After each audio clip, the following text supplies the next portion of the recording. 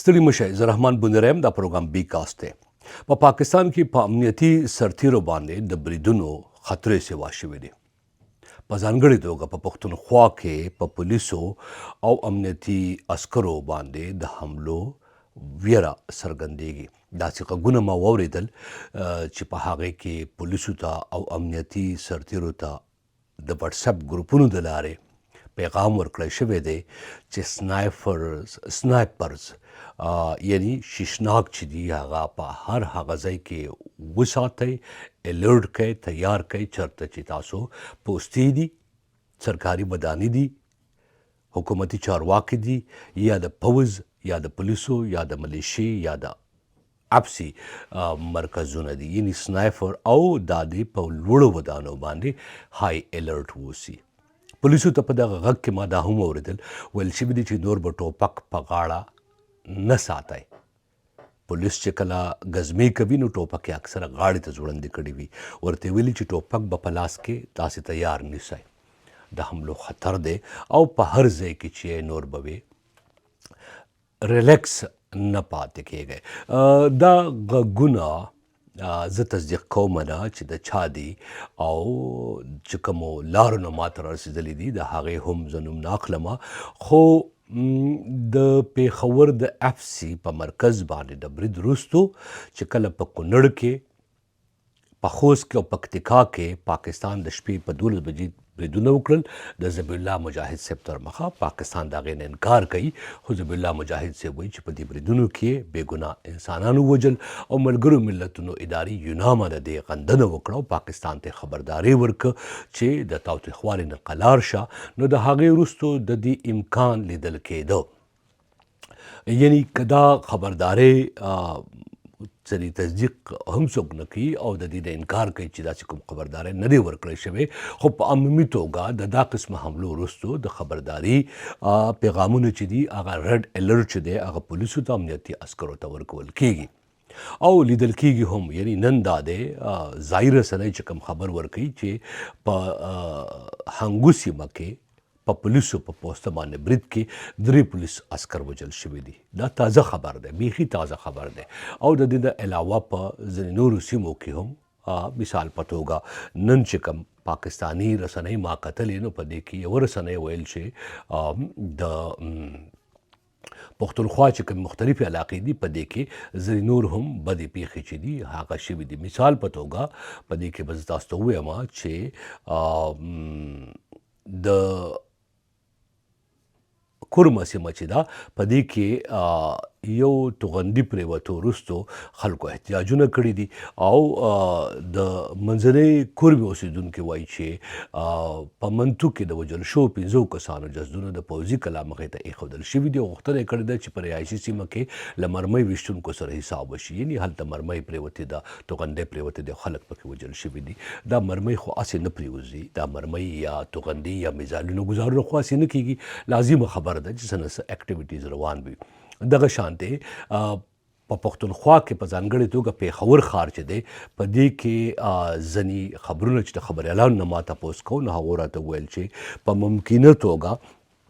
حملې چې دي په دې کې ډېره زیاته اضافه ولیدل شي ډېره زیاته تاوتریخوالی ولیدل شي علت دا دی چې پاکستان که څه هم پخپله په افغانستان کې د حملې نه انکار کوي خو پاکستان کې د دې انکار نه شاته ځینې خلک دی چې هغه اقرار کوي مثال په توګه د پښتونخوا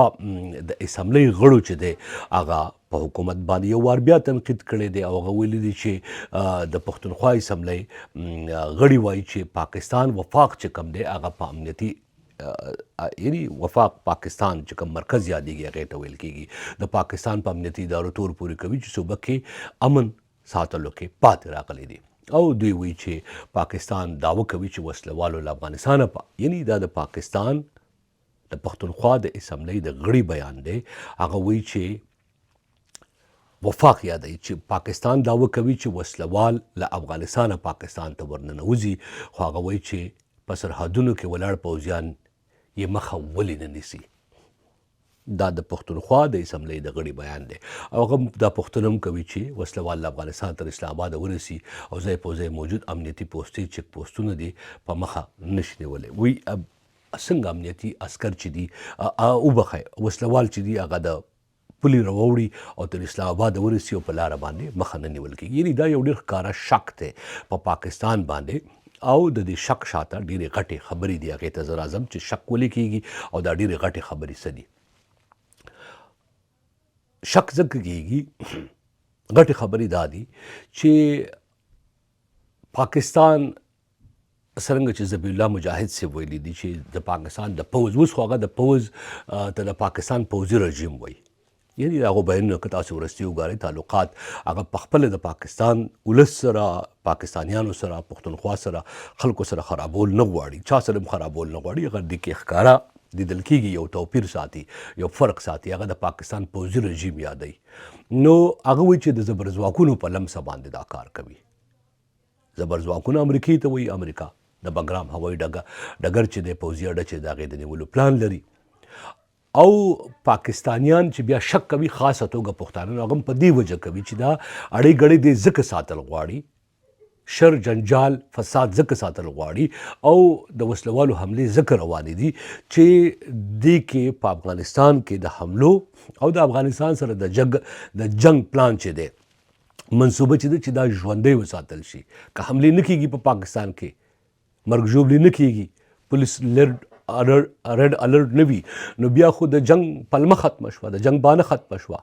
جنگ بیا په کم بنیاد په کم دلیل باندې کوي. نو ځینې پښتانه بیا دا شک کوي او په دې کې پښتون تحفظ مومنټ خو د ډېر وخت راسې لګیا اوس پکې خپله پاکستان کې تحریک انصاف ګوند چې دی او د تحریک انصاف ګوند یوازې د پښتونخوا د حکومت خبره نه ده. د پښتونخوا حکومت په دغه اسمبلی په دغه ایوان کې یو لویه امن جرګه راوغوښته. دا حیرانونکی غیر معمولي کار و کله چې د 9 اکتوبر حملې وکړې پاکستان په افغانستان کې. د هغې وروستو او دې جرګه کې تمام ملتپال ګوندونه حکومتي ګوندونه حکومت مخالف ګوندونه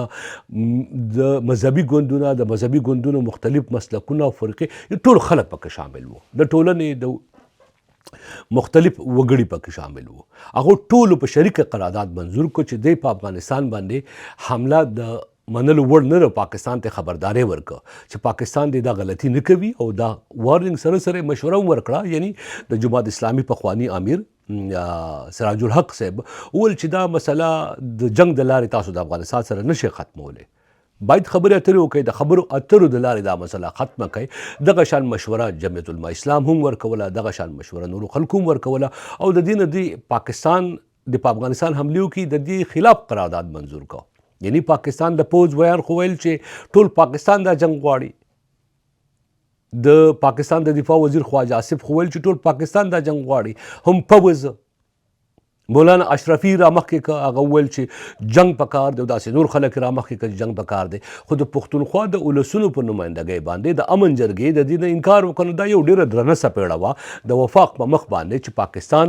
پنجاب که جنگ غواړي په پنجاب کې د اشرافیې او د پوځ یو کړی که جنگ غواړي به خو موږ یې نه غواړو. یعنی دا ډېر ښکاره انکار و. نو د هغې وروسته اوس حالات په پښتونخوا کې خرابېږي. د هغو سره دا فکربندي موجود وه چې جنگ که دی کېږي مشکوک جنگ دی نو دا په پښتونخوا کې ولسونه کاروبارونه پوځیان عسکر او ولسي نمایندګان چې دي په نښه کوي او دا د تل راسې په نښه شوي دي. اوس که تاسو وګورئ د پاکستان مشرانو بیانونو ته نو هغه د دې حملو له خوا هغو انکار کړی دی. خو خواجه آصف د پاکستان د کورنیو چارو وزیران وایي چې دوی به حملې کوي د حملو نه قلاریږي. په دې کې خواجه آصف شامل دی رانا ثناء الله شامل دی. رانا ثناء الله ویل چې د پاکستان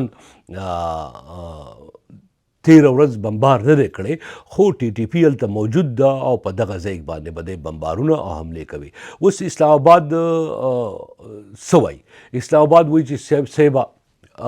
ښکاره دا خبره کوي چې ټي ټي پي چې ده د افغانستان په خاوره پټه ده. BLA د افغانستان په خاوره باندې ناست دی او له هغه ځایه حملې کوي. د دې په شا دوه خبرې نورې هم دي پټې خبرې غټې خبرې هغه دا دي چې یو خو دی هلته سفارتي میدان وبایله کم کابل کې چې دی ته لازبرې و دوستانه وه همدردي وه خواخوږي وه او رقابت په ځای باندې حمایت و. هغه په حمایت په رقابت بدل شو. هلته هندوستان راغی. هندوستان د راتګ نه وروستو د پاکستان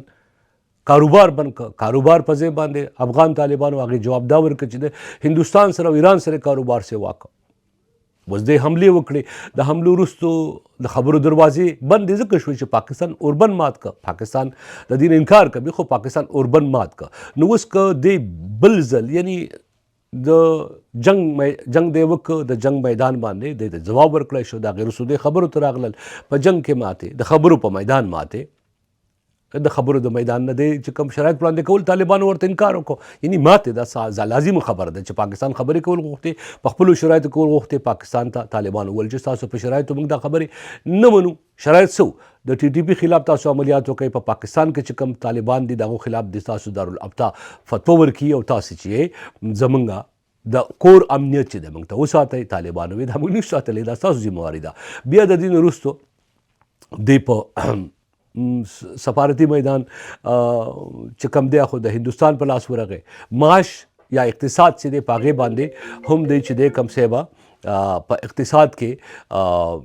جنجال چې دی دی ته ورپېښ شو د دې دروازې بند شوې افغان طالبان چې دی هغه لاړل هندوستان ته او اوس که دی د خبرو میز ته ځي نو طالبان به هر څوک چې منځګړتوب کوي که قطر کې که ترکیې کې دا به ورته وایي چې پاکستان اوربند مات کړی دی پاکستان خلاف ورزي کړې ده نو په داسې حالاتو کې د پاکستان ځان خلاف اپشن چې دي سیوا کوي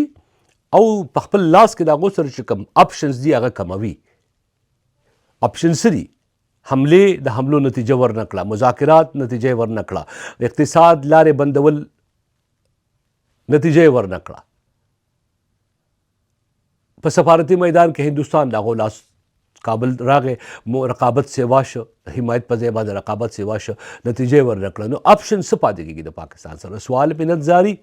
او زه یو خبره بله کومه چې پاکستان خو اوس ډېر ښکاره اعلان کړی دی چې د فتنه الخوارج سره خبرې اترې نشي کېدی مطلب دا دی چې دا خبره ټوکلې لاړې دي یعنی د دې امکان زه نه وینم چې ډېر ژر به د پاکستان د پښتونخوا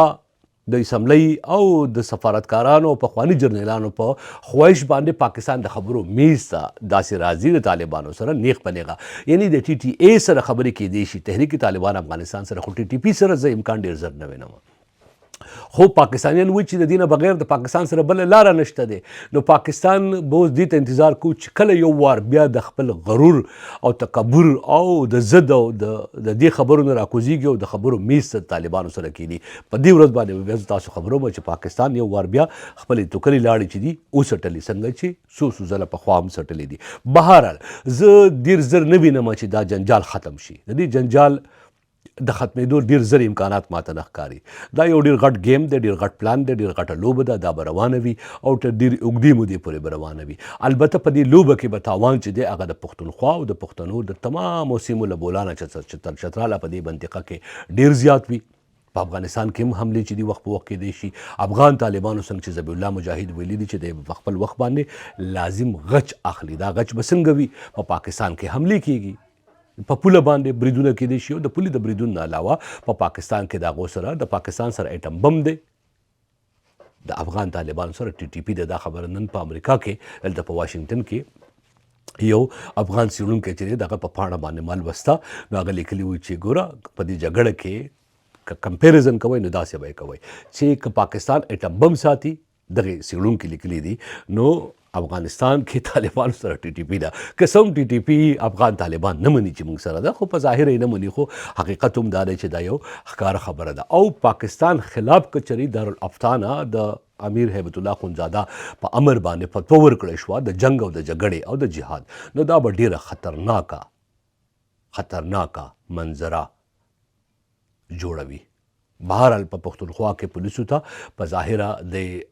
مخکې خو به الرټ چې جاري کول نو په اخبارونو کې به رالل خو اوس د وټساپ ګروپونو د لارې پیغامونه لیږي او د دې علت دا دی چې په پاکستان کې یو خو د ترکیې چارواکي ور روان دي د زمبابوې او د سریلنکا کرکټ لوبډلې دي نو پاکستان پینک یره نه خورول غواړي رډ الرټ چې دی آفیشلي جاري کړي خو په نړیوالو اخبارونو کې به راځي نو په خفیه توګه اوس د وټساپ ګروپونو د لارې خپلو پولیسو ته امنیتي سرتېرو ته وایي چې تاسې الرټ اوسئ تاسې تیار او چټک اوسئ ځکه چې د لویو او د سترو حملو خطر دی همدا د لوزي پروګرام زه رحمان بونر یم خپل خیال ساتئ